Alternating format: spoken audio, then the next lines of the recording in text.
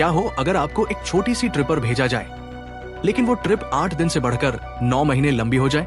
क्या हो अगर आप एक ऐसी जगह फंस जाए जहां ना कोई भागने का रास्ता हो, ना ही कोई मदद के लिए आ सके? अंतरिक्ष में फंस जाने का डर कैसा होगा? साल 2024 में कुछ ऐसा ही हुआ भारतीय मूल की एस्ट्रोनॉट सुनीता विलियम्स के साथ, जब वो बोइंग स्टारलाइनर मिशन के तहत अंतर्राष्ट्रीय स्पेस स्टेशन ISS पहुंची। लेकिन वापसी का रास्ता अचानक बंद हो गया। आखिर ऐसा क्या हुआ? कैसे एक मिशन जो केवल कुछ दिनों के लिए था 9 महीनों की आफत बन गया?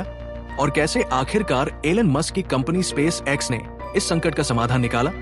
आज के एपिसोड में हम इसी हाई स्टेक्स मिशन की पूरी कहानी जानेंगे। जब भी हम अंतरिक्ष के बारे में सोचते हैं तो हमारे दिमाग में एक तस्वीर उभरती है। इंटरनेशनल स्पेस स्टेशन ISS, एक ऐसी अद्भुत लैब जो धरती से 400 किलोमीटर ऊपर हवा में तैर रही है। लेकिन क्या आप जानते हैं, ISS हर 90 मिनट में धरती का एक चक्कर लगाता है। यानी अगर आप वहां खिड़की से झांकें तो हर 1.5 घंटे में एक नया सूर्योदय और एक नई रात देख सकते हैं। इसका निर्माण 1998 में 5 बड़े स्पेस संगठनों ने मिलकर किया।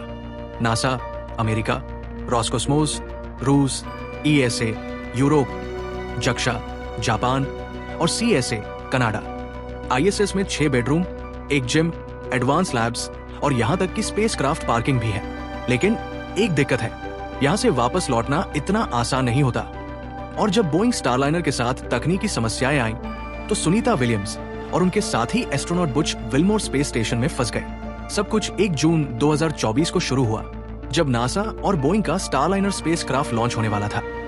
इस मिशन में 2 एस्ट्रोनॉट शामिल थे, सुनीता विलियम्स और बुच विल्मोर। लेकिन लॉन्च से पहले ही तकनीकी दिक्कतें आने लगी। 3 बार कोशिश के बाद आखिरकार 5 जून को लॉन्च हुआ। जब स्पेसक्राफ्ट 6 जून को स्पेस स्टेशन पर पहुंचा और डॉकिंग की कोशिश हुई, तो 28 में से 5 थ्रस्टर्स फेल हो गए। थ्रस्टर्स यानी छोटे छोटे इंजन जो स्पेसक्राफ्ट की गति और दिशा नियंत्रित करते हैं।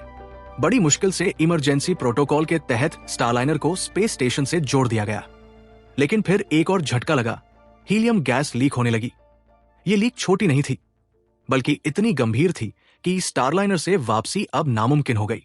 यानी सुनीता और बुच अब अंतरिक्ष में फंस चुके थे। अब सवाल यह था कि इन्हें वापस कैसे लाया जाए। ISS में कुल 8 डॉकिंग पॉइंट होते हैं, 4 रूस के और 4 अमेरिका के। रूसी डॉकिंग पॉइंट्स पर अमेरिकी स्पेसक्राफ्ट नहीं लग सकते। 2 अमेरिकी डॉकिंग पॉइंट कार्गो स्पेसक्राफ्ट के लिए रिजर्व थे। एक पर स्टारलाइनर पहले से मौजूद था। बचा केवल एक पॉइंट जहां स्पेस एक्स का स्पेसक्राफ्ट लगा था, लेकिन उसमें पहले से ही एस्ट्रोनॉट्स मौजूद थे। अब क्या किया जाए?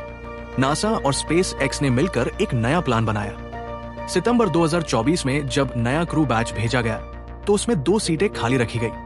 अंततः 18 मार्च 2025 को क्रू के रिटर्न स्पेसक्राफ्ट में सुनीता और बुच को वापस लाया गया। लेकिन सवाल उठता है कि 9 महीने स्पेस में रहने का उनके शरीर पर क्या असर पड़ा? मांसपेशियों की ताकत 20 से 30% तक कम हो जाती है। हड्डियां हर महीने 1 से 2% तक कमजोर होती है। वजन तेजी से गिर सकता है। स्कॉट केली नामक एस्ट्रोनॉट ने 340 दिनों में 7% वजन खो दिया था। DNA में बदलाव आ सकता है।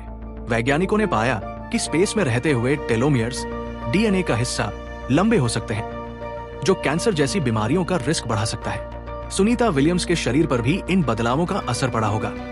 लेकिन विज्ञान ने एक बार फिर जीत हासिल की और उन्हें सुरक्षित वापस लाया गया। सुनीता विलियम्स की ये अनप्लान्ड 9 महीने की स्पेस जर्नी भविष्य के मिशनों के लिए एक सीख बन गई। इस घटना ने यह भी दिखाया कि स्पेस में जाना जितना रोमांचक लगता है, उतना ही खतरनाक भी हो सकता है। लेकिन इंसान ने हमेशा चुनौतियों को पार किया है और यही हमें नई ऊंचाइयों तक ले जाता है। अगर आपको यह कहानी रोमांचक लगी तो लाइक, शेयर और सब्सक्राइब जरूर करें।